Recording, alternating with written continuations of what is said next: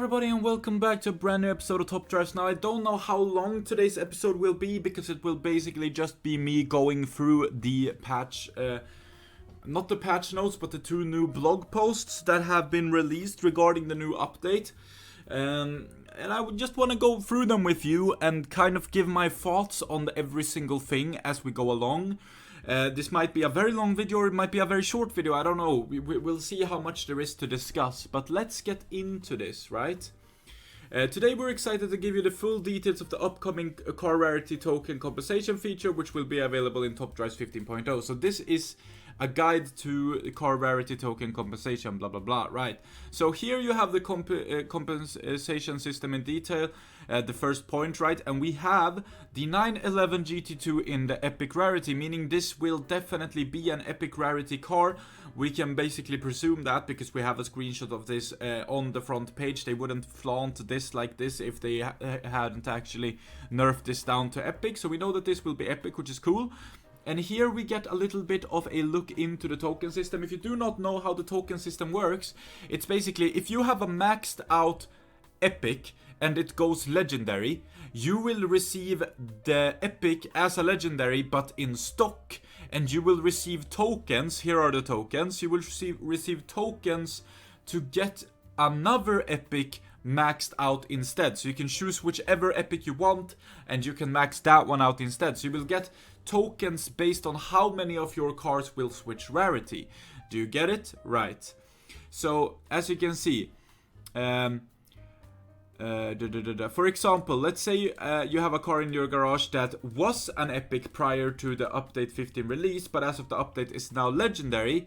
Your car was previously tuned as 333323, meaning its engine and weight were fully upgraded and its chassis were upgraded to the second fuse level. That car would have its upgrades reset, so you would get a stock legendary, and you would receive 24 epic upgrade tokens and 5 epic fuse tokens. So that's basically what we can see visualized here. So you can for free upgrade an epic fully to the state in which you desire.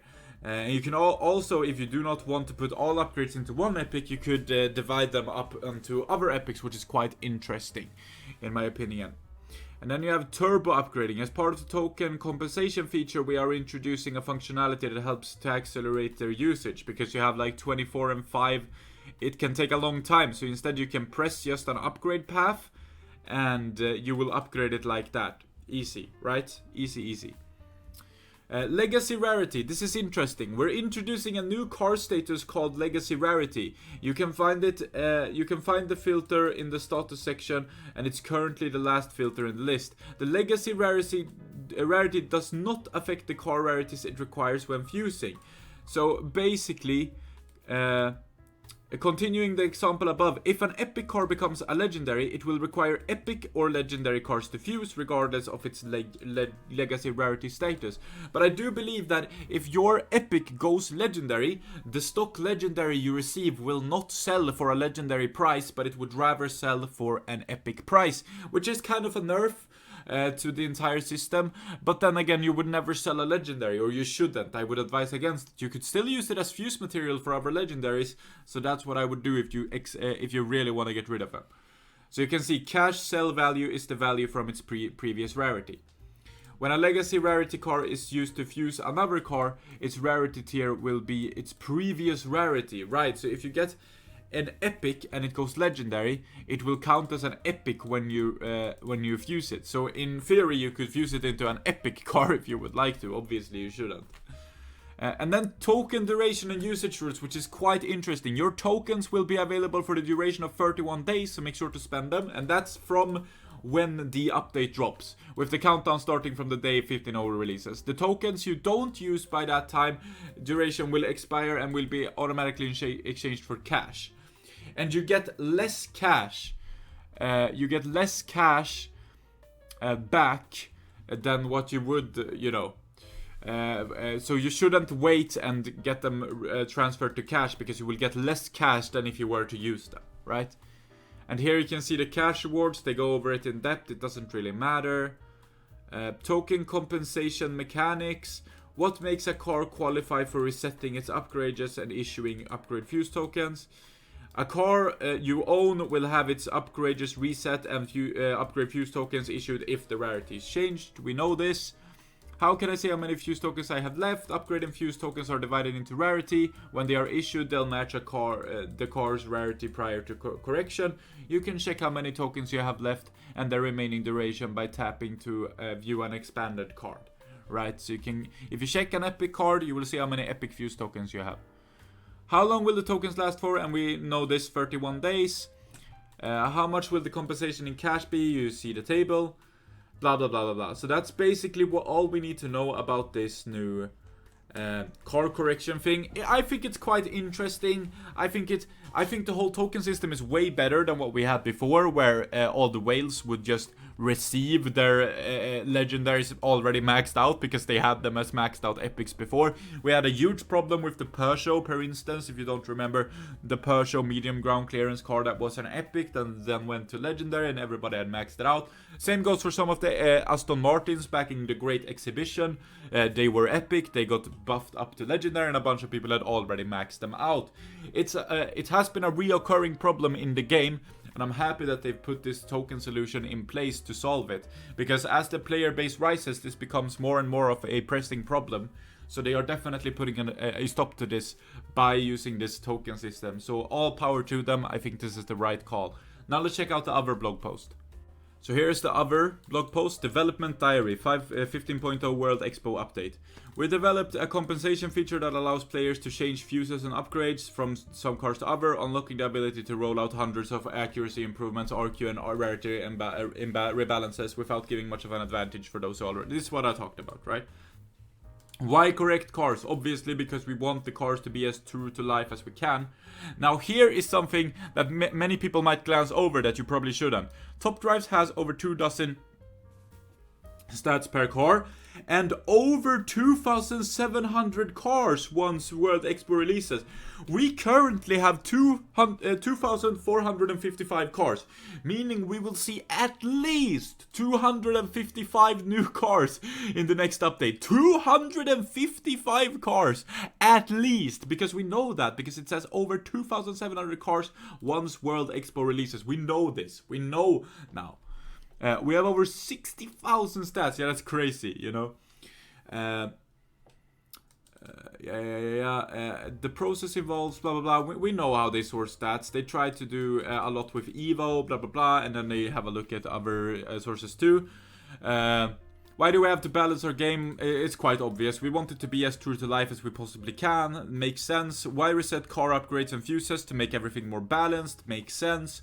Why hold sale and fuse food value of a car's previous rarity? Because we don't want people to just stock up on the cars they know will change and then get a big bonus from it. I understand, it makes sense. Why not replace the car entirely? Obviously not. Obviously not. Can you use fuse tokens and on newly added cars, which you can't, which is very interesting. Yeah, I guess it kind of makes sense, you know, I understand. Why change the RQ and rarity of cars? Because we want it to be as true to life. Now, here is another interesting point, right, down here. How are rarities changing in the 15.0 update? 380 cars change rarity? Hello? 15.5%. That's a lot of cars. 380 cars. And here you can see the stuff.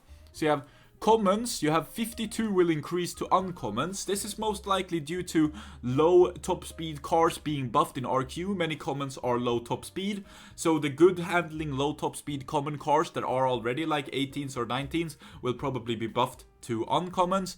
When it comes to uncommons, 3 decrease. I would guess these are all 3 dragsters of some sort, and 58 will increase. And here again we have the same thing, right? We have the same overall gist. They are probably high handling, low top speed, and then that's why they will improve. 13 decrease here in rare. I would say those are also most likely many of them dragsters, and 44 will increase. Same thing here. Low top speed makes them higher in RQ. Super rare 21 will decrease, 26 will increase. Ultra rare 49 decrease, which is so interesting. 49 cars that were previously ultra rares will now be super rares, which is absolutely crazy to me. and then 21 increase, and then epic. 48 epics are going ultra rare. That's insane to me. That is insane to me. And 13 will go epic. And now 32 legendaries decrease, which is also insane. 32 cars that have been legendaries previously will become epics. It's absolutely crazy to me. This basically means that the meta will be completely different after this update. Completely different. Like, we will see a completely different meta. We will have to discover which cars are now the it cars, which cars are not it, and everything will be shuffled around to a point where it will be like a new game, basically. We will have to do so much more discovery. If you want to do that discovery whenever the update rolls around, if you want to share your finds, or if you want to take part in other finds from other people, check out my Discord server. It's down below in the description. It's called the Top Drives Hideout. It's all about Top Drives, not so much about me. And we have over 1,700 members currently in the community, so that's definitely a good place to go if you're interested in Top Drives and you want a place to be, right? And why change how RQ is calculated? And it's obviously because we've had a little bit of a problem with low top speed cars being very OP because they've had a low top speed, bringing the RQ down. I think this is a way more appropriate way to RQ stat, and I think this is a good thing that they are doing. It's just very, very big, this change, right? And it will take some getting used to. Slick tires. A car's RQs is slightly based on their versatility. Slick tires have very low versatility, but a reduction in their RQ by so much would render them far too strong. In this circumstance, we apply a multiplication factor to their wet and off-road scores so that they don't affect the RQ rating too much. That makes sense. That makes sense to me. And then specialists and blah, blah, blah, blah, blah. And this is interesting here, right down here. The fastest cars in the world. The problem with rankings is if you are the best, you don't know how much better you are than the rest of the cars. This problem is definitely now in top drives. It affects the fastest and slowest cars, but having a bunch of slow cars at 10 RQ isn't causing much bother. I agree. Having a bunch of elite cars at 97 to 100 RQ when maybe they should be rated 110 to 110 plus, 101 to 110 plus RQ is more of a problem. This isn't solved in this update, but it's something we're thinking about for the future, which is very interesting. So this talk that has been like every conspiracy theory ever for top drives for, I don't know, years now, that cars would go over 100 RQ. This is seriously being considered now, because we definitely need it if we are gonna keep the RQ system as is, because as time progresses, cars will become more and more powerful, quicker and quicker, and they can't all be just crammed into 100 RQ. We kind of need a new category, either by nerfing everything down, but then we will have that stuck up problem at 10 RQ, right? Or by putting everything up by releasing new RQ limits, right? It's interesting, and we will see how they decide to do it. But that's basically both of the blog posts. I hope this kind of helped you out in understanding what's going on, and I hope I got some great points across, and I hope you are excited for the next update. It will probably come out very soon. I have no exact date. I'm not in the works with Hutch to I have no information. I know I released the trailer, but other than that, I don't really have any information for you guys. But I would stay tuned. I would say that the update is probably in the works and coming quite soon. Or out of works, I mean. It's probably like ready to release. So I would think it would be out very soon. So if you guys want to keep an eye open, you probably should. And that is all for me in today's episode. Until next time, stay safe, have a good one, take care of one another, and goodbye, guys.